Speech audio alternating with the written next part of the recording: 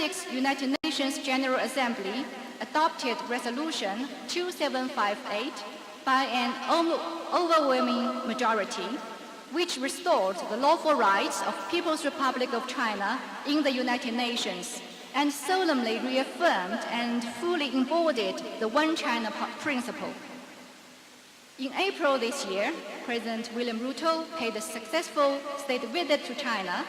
The two heads of state agreed to elevate our bilateral ties to China-Kenya Community with a Shared Future for the New Era, witnessed the signing of 20 cooperation documents, and issued a joint statement. They agreed to build the China-Kenya relationship into an inspiring example in developing the all-weather China-Africa Community with Shared Future for the New Era, to lead the development of China-Africa relations and the forging of solidarity and cooperation among Global South countries. This year also marks the 25th anniversary of the Forum on China-Africa Cooperation, the FOCAC. Over a quarter century, FOCAC has brought China-Africa relations to their best in the history. In June, President Xi Jinping announced to expand zero tariff treatment for 100% of tariff lines for 53 African countries with which China maintains diplomatic ties, including Kenya. We jointly issued the Changsha Declaration to demonstrate our firm resolve to promote mutual development and joint prosperity. China will work with Kenya to ensure the zero tariff measures take effect at an early date so that our peoples can benefit sooner from our cooperation. This year also marks my first year serving as Chinese ambassador to Kenya. I have been deeply honored and fully aware of my great responsibilities. Upon my arrival, I expressed my readiness to work with Kenyan friends to start a new chapter in our friendship. This year, we have witnessed frequent high-level exchanges. The bilateral culture and tourism season is in full swing. The number of Chinese tourists coming to Kenya is increasing. All-round cooperation is in steady progress. None of this could be possible without the support of you, my friends, from all sectors in both countries, for which I would like to say thank you. Thank you. You are not only witness to this bilateral friendship, but rather participants and contributors. As Kenyan proverb says, if you want to walk fast, you walk alone. If you want to walk far, work together. No matter how the international landscape changes, China's principle of sincerity, real results, amity, and good faith toward Africa will never change. The original aspiration of China and Africa working hand in hand will never change. Thank you very much. Asante ni sana. I conclude my remarks here. And now it's my great honor to invite PCS, Dr. Mudavadi, to deliver his speech. Please, Excellency.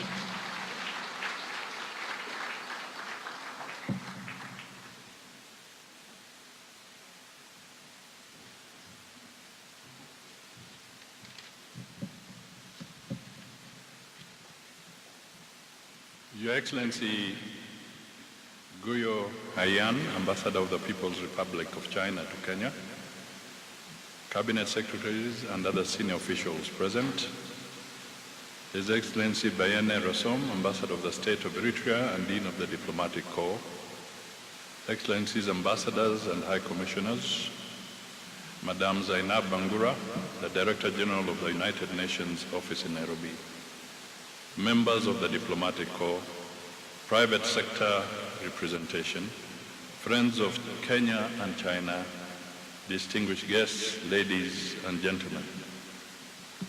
Today, we have come here to mark the 76th anniversary of the National Foundation Day of the People's Republic of China. So, my first comment is to fully associate the government of Kenya with the remarks that have been made by the ambassador. Thank you for the very elaborate comments, and we stand with you on those very important statements. Madam, I will just touch on a few issues, having just come back from the 80th anniversary of the United Nations celebrations, 80 years, a difference of 4 years with the 76th year. And perhaps I'll just pick one or two things. First, Your Excellency, let me say that we value, as Kenya and as Africa, the strong partnership that China has built with the African continent and African nations. Through the FOCAC arrangement, great strides have been made, spanning aspects of infrastructure and broad governance issues and technological transfer between the two, that is China and the African continent, and we think that this relationship has definitely yielded positive results for our two countries. I was one of the people at the Changsha session, and indeed the conversations there reflected a lot on the strong partnership between Africa and China. The second point I want to highlight, something important is going on.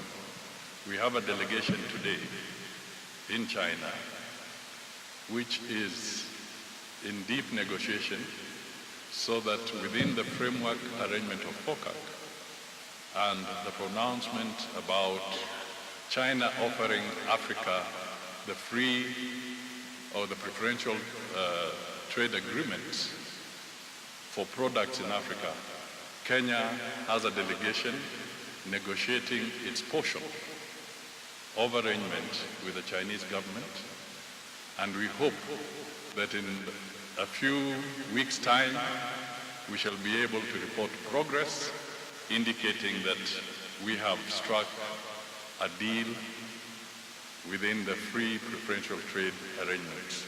This is critical for us, critical for Africa, bearing in mind that we are seeing a lot of volatility in the trading arena.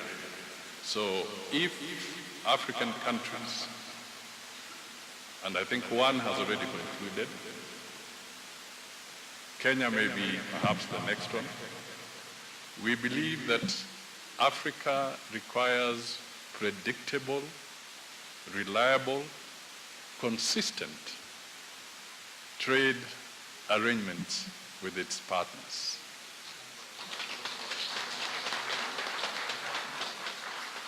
The message is that we need to stop dependency on aid as a continent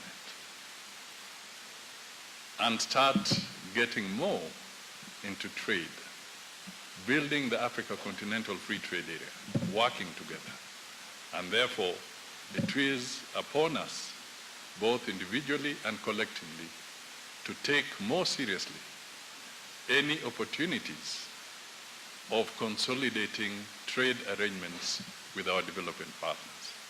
So the offer that has been presented by China to the African continent is extremely timely, and I encourage other African countries to take advantage of it within the FOCAC framework so that we can create a predictable, reliable, and consistent trade arrangement with all our partners.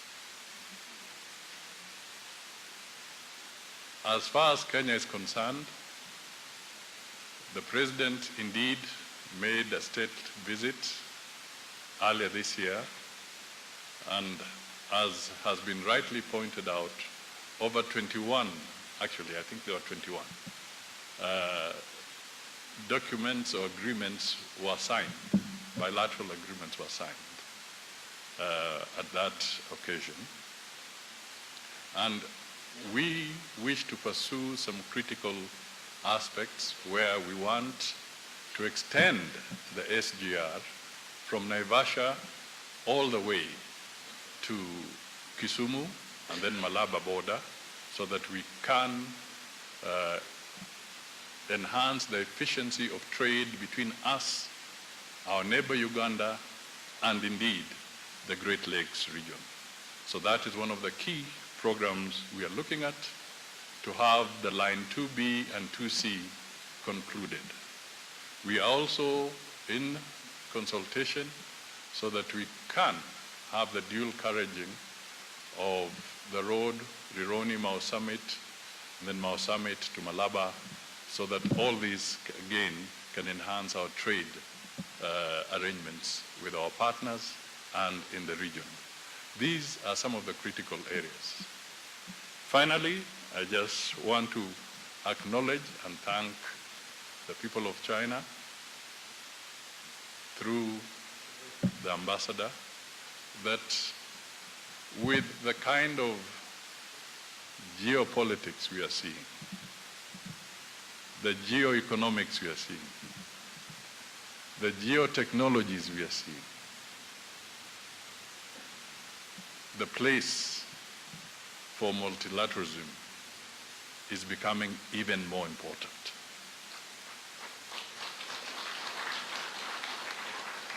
And a strong message that will continue to send the signal that the absence of multilateralism is dangerous for humanity is extremely essential at this point in time. We will not be able to deal with the conflicts that we see if we disrespect or weaken or undermine multilateralism. Therefore, the position taken of consolidating and strengthening multilateralism, Your Excellency, is a shared position with the People's Republic of China, and we thank you for it. Ladies and gentlemen, politicians can talk for too long. I will end there, but reaffirming that our partnership and our friendship is important, is solid, is growing, and we value it. On that note, Your Excellency, I think we should propose a toast so that we can celebrate these great 76 years together with you and with our friends here to mark a very great day. Thank you. Please join us in the toast to the prosperity and the well-being of our great nations of China and Kenya, to our friendship which endures as Mount Kenya, and to the good health of my all distinguished guests and your families. Cheers. Cheers. Cheers. Well done. Thank you very much. Thank you for your solid remarks. Now, we will cut the... Ladies and gentlemen, now let's welcome Ambassador Dr. Musalia Mudavadi to take us the first piece of the ceremonial game. Welcome.